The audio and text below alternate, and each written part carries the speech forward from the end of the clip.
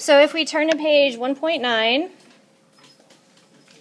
we're going to start out with number 2 as an example. I'm going to do 2 and 3, and then the rest of it you'll have to fix. Well, probably. So for number 2, it says that a solution has a density of 1.5 grams per milliliter. How many grams are needed to obtain 10 milliliters of solution? The first thing that you want to do whenever you're doing chemistry problems is list your givens. So in this case, D equals 1.5 grams per milliliter. It says how many grams are needed, so that's what we're solving for. And it says that we have a volume of 10 milliliters. Okay?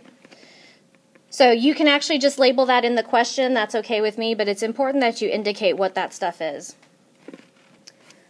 The next thing I want you to do is write which formula you're using. It's going to seem redundant on this sheet because the whole sheet is density. But when you're on a test or a quiz, you probably will only have 1 or 2 density problems, so I want you to show me that you know which formula to use.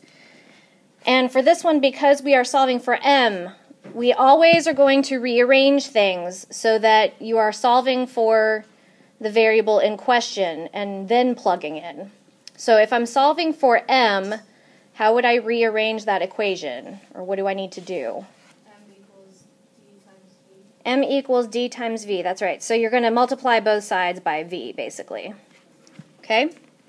So now that I have M equal to D times V, then go ahead and plug in D times V. So that's 1.5 times 10. Okay? The other reason this is important is that you are showing units. That part's really important because it helps you figure out whether or not your answer is going to make sense. If I have grams over milliliter as my first unit and then milliliters as my next unit, my milliliters are going to divide out, leaving me with only grams. So does that make sense as a unit of mass? Is grams a unit of mass? Or are grams? Yes. So that means that I probably set my question up correctly. So when I solve, what do you get? Because that should be pretty simple math. Okay, so you get 15 grams. But now we also want to take Sig Figs into account. So how many significant figures are in my density? 2, very good. How many Sig Figs are in my volume? I heard 1 and 2. Why is there only 1?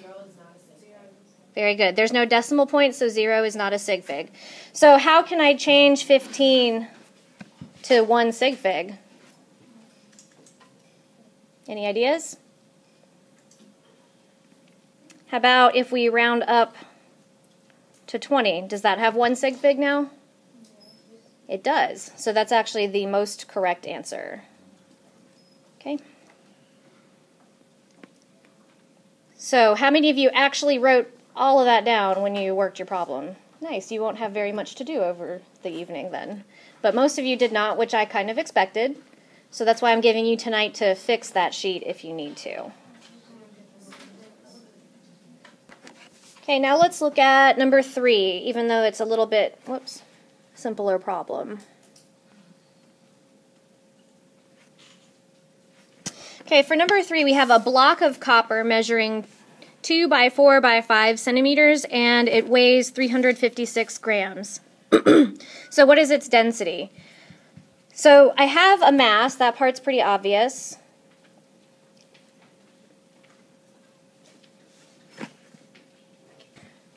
All right, now what am I going to use for volume here? I don't have anything directly listed as volume, but do I have information to where I could figure out the volume? 40. And because those all have 3 Sig Figs, my volume needs to also have 3 Sig Figs. So it's going to be 40.0. And what is my unit here?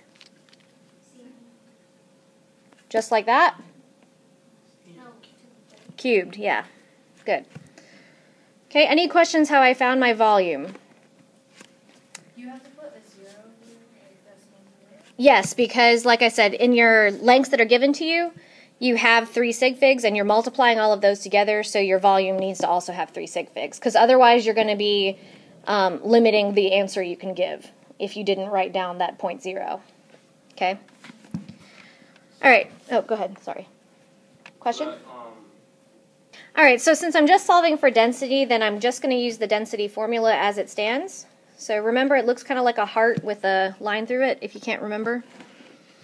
And so in this case, I'm just going to plug in the numbers that I have. So 356 over 40.0 cubic centimeters. And here it's really important still to write your units down because this is going to tell me what units I need to report my density in. So this number comes out to be 8.90, but what is my density measurement here based on the units that I had in my work? G over cm. Good. Grams per cubic centimeter. Very good. And that answer I just already showed you with 3 sig figs.